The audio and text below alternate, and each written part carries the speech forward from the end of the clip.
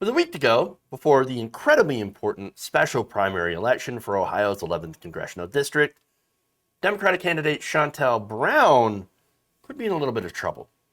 Interesting. So now, this is according to reports by The Intercept and the Daily Poster, posted in Newsweek. Brown may soon be under investigation for voting to award millions of dollars worth of contracts to companies connected to her partner, romantic partner in this case, as well as her campaign donors, which of course she has a lot of large corporate donors. Now, emails reviewed by the Daily Poster show that the Ohio State Auditor's Office has reviewed the allegations in the article and recently referred the matter to the State Ethics Commission. Under Ohio law, public officials are prohibited from knowingly authorizing or using their authority to influence, to secure authorization of any public contract in which the public official, a member of the official's family, or any of the public official's business associates has an interest. Violation of the statute is considered a felony, and penalties can include prison time. So these are very serious allegations of what is essentially corruption. So, hey, oh, look at that. She awarded millions of dollars in contracts to companies connected to a member of her family. Oh, look at that. Well, that could be very problematic if it's proven that she's done so knowingly. Now, that's important. But let's get into some details, okay? And look at it. The Intercept reported back in April that Brown, who had pledged to recuse herself as necessary from contracts involving her partner, Mark Perkins, had used her position as Cuyahoga County Commissioner to help steer about $17 million in contracts to Perk. Perk, founded with Perkins' uncle, but is now owned by the Safrani family, who have long established business ties to the Perkins family, and who have supported Brown's campaigns for office, her donors, essentially. Brown right now is running a heated race against Nina Turner for Marcia Fudge's seat when she was chosen by the Biden administration to serve in the cabinet.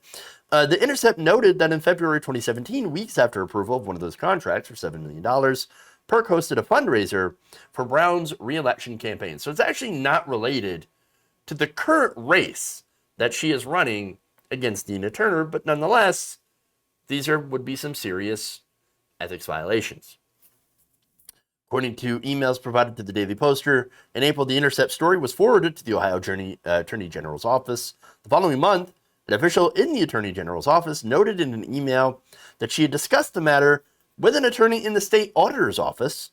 We are both of the opinion that it makes sense for the auditor's office to review, and we also believe that this might end up being a case that is referred to the Ethics Commission, the official had wrote. The Intercept's report was then forwarded to the auditor's office, and according to a June 2nd email from a representative of the Office's Special Investigations Unit, the matter has been sent to the Ohio Ethics Commission. So right now, that case is sitting there waiting to move forward. Interesting.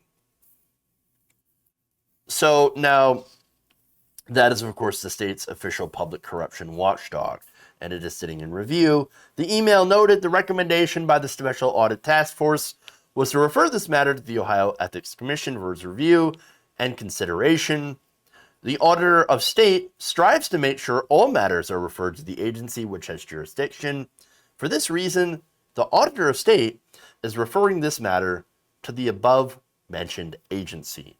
So again, it's been forwarded to the right spot. Interesting. So those allegations do need to be investigated, do need to be looked into, whether or not this was, illegal corruption under Ohio state law, or just your garden variety legalized corruption. Because regardless of what way you look at it, she just awarded, or she had previously awarded, millions of dollars in contracts to a family member. That's definitely corruption. But anyway, so that said, I wouldn't be surprised to see that this is a problem with corruption. Nina Turner's opponent, Shontel Brown, has been running a pretty negative campaign. And so what they've been doing is, of course, they've been lying about the policies that Nina Turner believes in. For example, there was this mailer that was set out by by a super PAC or a PAC that is supporting Shontel Brown. So this mailer was sent out by the Democratic Majority for Israel PAC. It is a political arm of a group headed by longtime Democratic pollster Mark Mellman. And well, just take a look at it.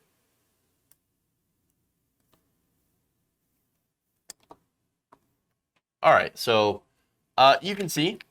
All right. Yes, Nina Turner voted to divide us. She didn't favor raising the minimum wage. She's against universal health care and immigration reform. Oh my God. What a terrible Democrat. Worst Democrat ever. How dare you? Okay, but here's the thing. If you know anything about Nina Turner, it's that she's 100% in favor of, first, raising the minimum wage, 15 bucks an hour. She's not only been campaigning on that, but of course that has been the consistent message for quite some time. And then, as far as being against universal health care, she's literally in favor of Medicare for all. She campaigns on Medicare for all.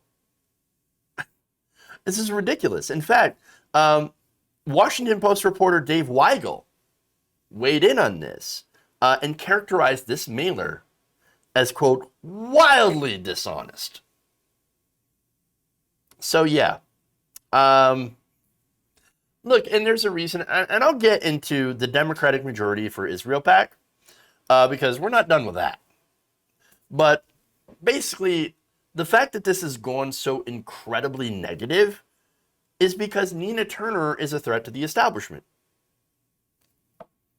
Every single new progressive in office that grows their power affects their ability to do legislation. And right now, the establishment does not want more progressives in power. Right now, progressives don't have a lot of power. We're still a tiny minority that can't really do much of anything. But every new progressive that gets elected into office increases their ability to actually get things done and to actually be able to challenge power. The establishment, again, understandably, they do not want that. And so what they've done is that they've given Brown high-profile endorsements. You had the Congressional Black Caucus PAC. You had the former Secretary of State Hillary Clinton. You had House Majority Whip Jim Clyburn. All of them, plus the mountains of money, have come into this race because they see Nina Turner as a threat. And before, they actually didn't. And so that's really interesting. And understand that that's actually part of the Washington bubble. No one considered Nina Turner to be a threat. Suddenly, polls come out where she's 35 points ahead. And they flip out. And they dump tons and tons of cash into this race. And they even brought out Jim Clyburn. Now, the Congressional Black Caucus, well, they actually used to stand for something, you know? They actually used to stand for the advancement of black people into power, into office. Well, now they're part of the establishment. They're a fundraising juggernaut with deep ties to corporate entities like Walmart and Altria, which is formerly Philip Morris, the biggest tobacco company in the entire country. James Clyburn has raised more than $1 million in money from the pharmaceutical industry, far surpassing peers, and has collected more in the last decade from PACs attached to the pharmaceutical industry and the healthcare industry than anyone else in the House or Senate. And so there are those interests. And remember, Nina Turner in favor of Medicare for all, which would actually rein in these pharmaceutical companies. Another donor against Turner, who happens to be the biggest funder of the Democratic Majority for Israel Super PAC, is Stacy Schusterman, heir and the chair of Samson Energy, a fossil fuel company that owns at least 11 oil and gas wells in Wyoming. Nina Turner, of course, is running on the Green New Deal. We're not done. By the way, she had donated $1.55 million to the Democratic majority for Israel in 2019 and 2020. And then you have Third Way. Third Way also jumped into this, which recently, by the way, endorsed legislation encouraging more states to cut federal pandemic-related unemployment benefits. They entered into this race. They dropped $250,000 on digital ads opposing Nina Turner.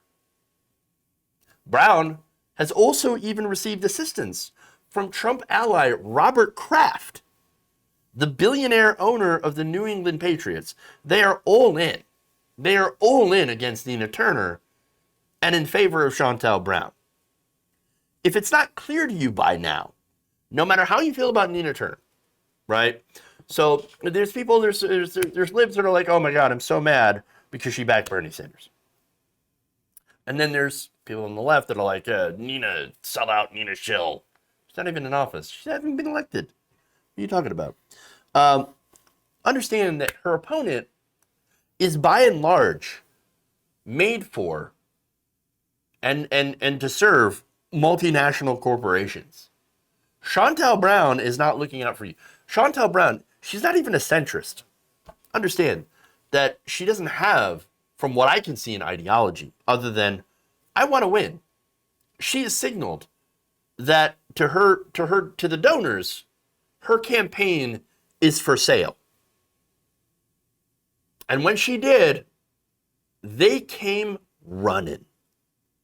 And they also, by the way, came running to stop Turner, who they really do worry about. They're very concerned. You wouldn't send out the Jim Clyburn if you weren't worried, because Clyburn is pretty much their biggest weapon.